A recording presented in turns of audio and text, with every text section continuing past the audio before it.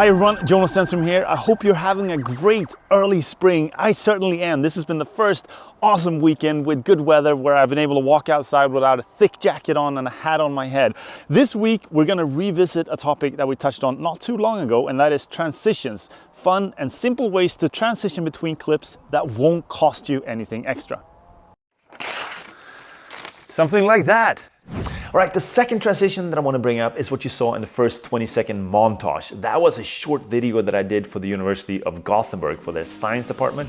And all of the clips that we used in that piece were not at all shot for that format. There were actually 7 different interviews with different scientists that we used, and all of the clips were kind of slower, interview style, that kind of stuff.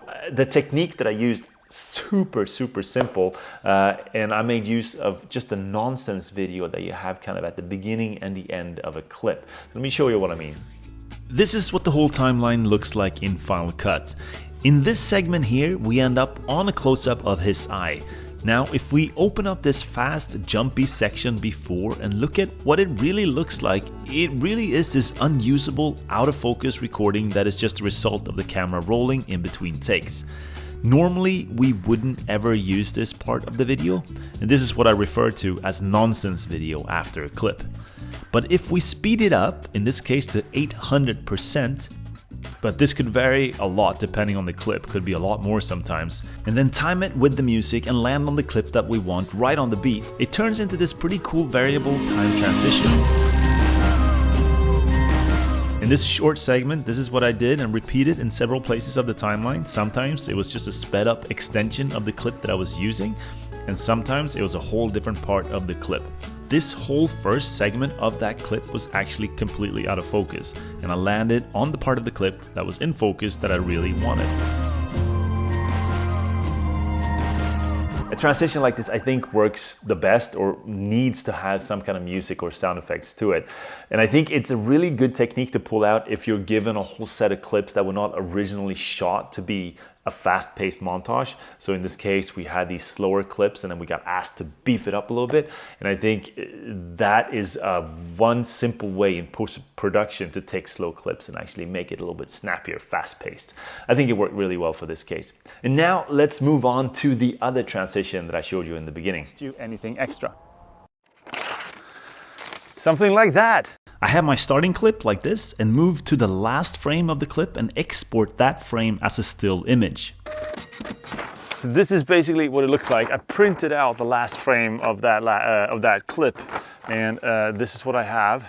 I'm gonna hold it up just to the camera like this, see if we can frame it. I'm gonna make sure I get a little bit of the white frame around it so that I can crop in on it later, make sure that I get the full frame.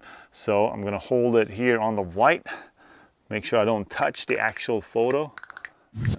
I'm holding it as straight as I can, a bit difficult with the breeze.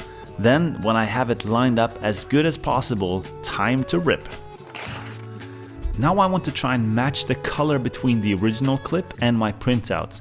I start simple and go here to do a match color. That gives me a good starting point, and after that I do my best with the color correction tools to get the printout as close to the original as possible. After that, I want to fill the frame with the picture, so go down here and scroll down to distort. This allows you to stretch the corners, and we can get our printed picture to fill the frame pretty well. But I don't want it to be distorted the whole time, that would just make the end of the clip look really strange, so I keyframe the distortion right when I pull back to tear the paper. Then I move a couple of frames forwards, keyframe again, and take all the values back down to 0.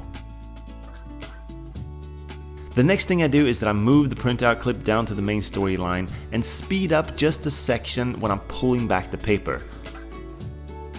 I feel that this sells the transition a little bit better.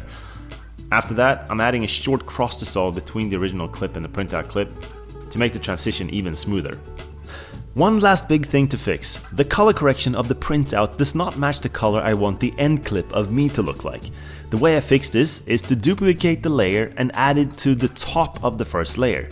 I delete all of the color corrections and bring it back to the way it was originally, and then I color correct the top layer the way I want the ending of the clip to look like. I drop the opacity of the frame somewhere halfway in the pullback of the printout down to 0. and then move it in a couple of frames to when you're just starting to see me in the background. I keyframe the opacity again and pull it back to 100%. And that's pretty much it. And of course, you can experiment with many different ways of doing this whole transition. It doesn't have to involve ripping the paper, just pulling back or shriveling the paper can also work. I hope you all enjoyed that and that it gave you some inspiration to try out some new fun things in your next video. I want to thank you all for watching this video, and especially a big thank you to all of our supporters on Patreon. You guys are really making a big difference for Rob and I, so big thanks to all of you. And stay tuned for more videos coming out very soon.